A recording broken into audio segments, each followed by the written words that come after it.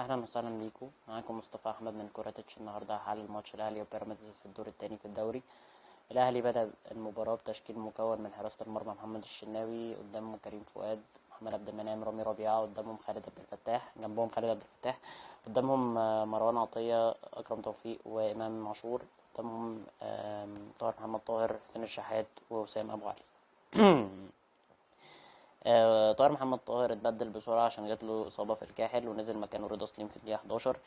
الأهلي عامة كان الماتش كان فيه هجوم متبادل من الفرقتين، تمام، بس الأهلي كان ضاغط أكتر.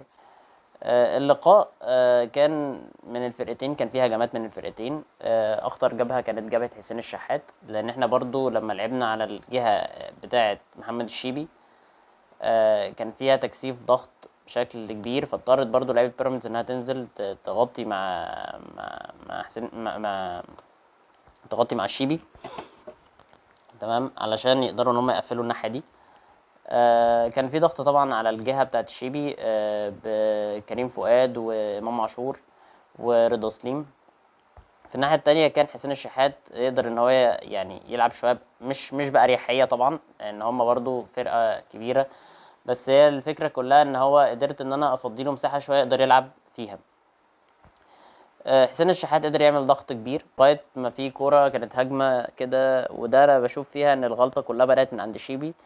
الكوره اللي حاول الشيبي فيها ان هو يستعرض ويعمل الكوره برجله كده بالكعب، يعني وسط ثلاثه من لعيبه الاهلي. فطبيعي ان الكوره اكيد ما كانتش هتروح لحد من لعيبه بيراميدز يعني، وراحت فعلا لرضا سليم اللي قطعها، وقدر انه يبصيها لامام عاشور اللي قدر انه يتحرك ويباصي لاسامه ابو علي عشان يتسجل الجون الاول. المدرب بتاع بيراميدز ما كانتش عاجباه الكوره اللي عملها الشيبي. ازاي انت وسط ثلاث لعيبه وتباصي كوره زي كده؟ تمام. حتى انت مدي ظهرك، يعني انت مش شايف مين وراك، حتى انت يعني شايف ان انت حواليك لعيبه من لعيبه الاهلي، بس انت عملتها بطريقه غريبه جدا. فمدرب بيراميدز كان متضايق جدا، وكان شكله بيتكلم كتير على الكوره دي مع الشيبي. المهم ان الماتش بدأ بعد الجون يبقى فيه هجمات متبادله، بس طبعا بيراميدز بيحاول ان هو يضغط اكتر لانه دلوقتي بقى خسران، مينفعش يخرج خسران في الماتش زي ده، لان هو حاطط طبعا حسابات ان الماتش زي ده، ماتش زي ده لو انا خرجت فيه خسران فيعتبر الدوري خلاص بالنسبه لي راح. فحاول يكثف ضغطه، وده طبعا كان متوقع. وفي نفس الوقت الاهلي برضو بدأ ان هو يهجم ويتحرك بالكرة كتير على ال على الخطوط الفاضيه لبيراميدز، تمام، لان دلوقتي لما بيراميدز بدا ان هو يضغط فاضطر طبعا ان هو يفتح خطوط في ظهره، فبدا الاهلي برضو ان هو يلعب على الخطوط ديت. طبعا هنلاحظ طبعا تالق لبعض اللعيبه من لعيبه الاهلي زي حسين الشحات. طبعا حسين الشحات عمل ماتش قوي جدا هجوميا، وكان لعيب متميز جدا في الماتش ده، هو ورضا سليم اللي عملوا جيم هجومي قوي جدا.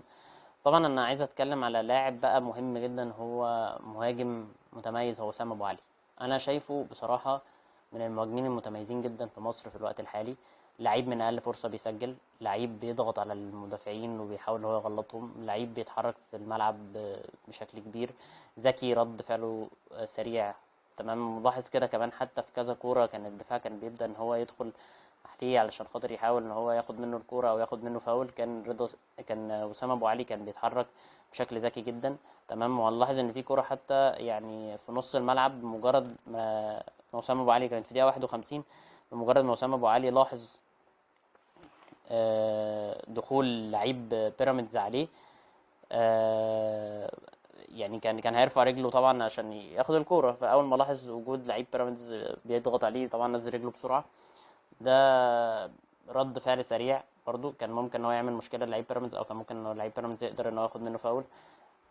لعيب بيتحرك بسرعه كتيره، لعيب بيتحرك بسرعه كبيره، بيتحرك في الملعب كله، بيكثف ضغط على الدفاعات بتاعه الخصم عشان يغلطها. لعيب ذكي، بيفنش من اقل فرص. انا شايفه مهاجم كبير جدا، وهيبقى مهاجم متميز جدا في مصر. طبعا يعني لو هنتكلم برضو على بيراميدز، فبيراميدز عملت جيم هجومي برضو، بس ما كانش ذو فاعليه على المرمى بتاعت الاهلي. يعني الكور اللي راحت للشناوي كانت كور قليله بصراحه. بس هم كانوا ضاغطين شويه، لكن ما كانوش قادرين ان هم يوصلوا للشناوي، وده طبعا يحسب لكابتن مارسيل كولر ان هو قدر ان هو يربط ما بين خط الدفاع وخط النص، بحيث ان هم يقدروا ان هم يقفلوا الملعب صح. لعيبه كتير قدرت انها تقدم ماتش متميز جدا في خط النص، زي اكرم توفيق او مروان عطيه. قدروا ان هم يعملوا جيم كويس جدا، سواء على الزياده الهجوميه او سواء على الناحيه الدفاعيه. طبعا خالد عبد الفتاح برضو قدر ان هو يعمل جيم دفاعي قوي، وبرضو جيم هجومي متميز. هتكلم لحد الدقيقه 75 بالظبط. الدقيقه 76 الكوره بتاعت الشيبي اللي دخل فيها على حسين الشحات، دي الكوره اللي يعني الشيبي اصلا انت بتلعب باك يمين، فانت رحت ازاي ناحيه حسين الشحات ناحيه باك الشمال ودخلت بطريقه مندفعه. انا شايف بصراحه ان هو متعمد كوره زي كده. دخل بقوة كبيرة جدا على رجل حسين الشحات، اللي بمجرد ما حسين الشحات لاحظ ده نط من مكانه على طول، بحيث ان هو يقلل من قوة الضربة اللي هي هتأثر في رجله، لأنها فعلا كانت ممكن انها تسبب لحسين الشحات إصابة كبيرة جدا. كانت تستحق طبعا كارت أحمر مباشر بلا جدال. يعني انت داخل على رجل لاعب، مش داخل على الكورة، متعمد في ماتش فيه فار. فانت يعني حتى ما فيش اي فرصة من الفرص انك حتى ممكن تاخد كارت اصفر، ده لو على اساس ان الحكم ما شافش. لكن انت دلوقتي كارت احمر واضح صريح انت تستحقه.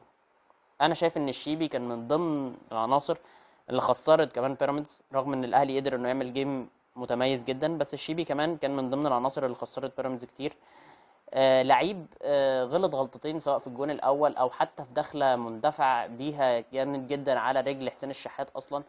ف يعني انا شايف ان الموضوع يعني كسياق الكوره انت خسرت فرقتك، خسرتهم لان انت خليتهم يلعبوا ناقصين واحد، خسرانين بفرق جون.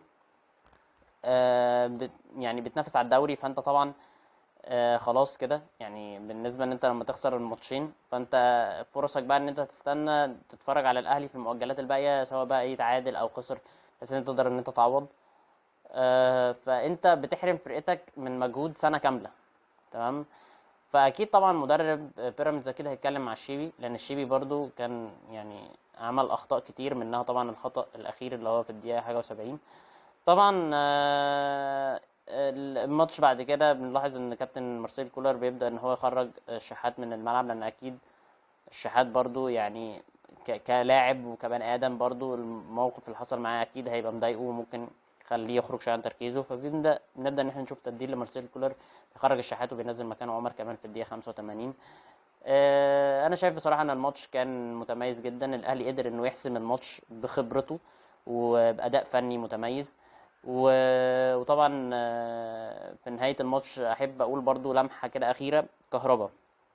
كهربا في حاجه غريبه جدا. كهربا انت ازاي كمهاجم يجي لك انفراد في اخر دقيقه؟ خلينا نتجنب ان هي كانت اخر دقيقه في الماتش، يعني خلينا نقول ان لو كان الانفراد ده جه في ماتش محتاج حسم، او كان جه في الدقيقه 75 او حاجه و80، او حتى يعني خلينا نتكلم مثلا ان هو ايه، حتى لو فاضل دقيقتين على نهايه الماتش، الجون بيجي في ثانيه. انت دلوقتي عندك انفراد قدام الجون، الكوره اتشاطت بره نطاق الجون خالص.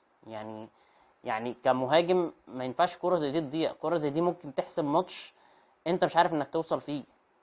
فلا، كهربا مش اول مره يضيع انفرادات. لا، محتاج المدرب طبعا ان هو يقعد يتكلم معاه، لان انا شايف بصراحه ان انت ازاي تبقى مهاجم ومش عارف تجيب انفرادات؟ طب في الكور اللي فيها ضغط بقى ودفاعات متقفله، طب الحل ايه؟ فانا شايف طبعا ان كهربا يعني مش افضل حاجه.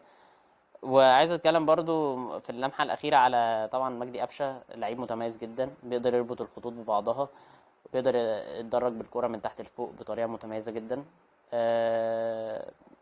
انا شايف بصراحه ان الاهلي عمل جيم محترم جدا جدا جدا. حاجه تانية زي الكوره بتاعت كريم فؤاد اللي دخل فيها لاعب من بيراميدز في الدقيقه 13 من الماتش. دخل لعيب من لعيبه بيراميدز ودخل معاه كريم فؤاد جوه خط ال 18. وكريم فؤاد بصراحه لعيب ذكي جدا. يعني هو ايه، عمل تاكلينج على الكوره، فلما لقى ان مش هيقدر ان هو يجيب الكوره وجوه خط ال 18، سحب رجله بسرعه. فلعيب بيراميدز حاول ان هو يستغل الموضوع ده وان هو يقع عشان يطالب بضربه جزاء.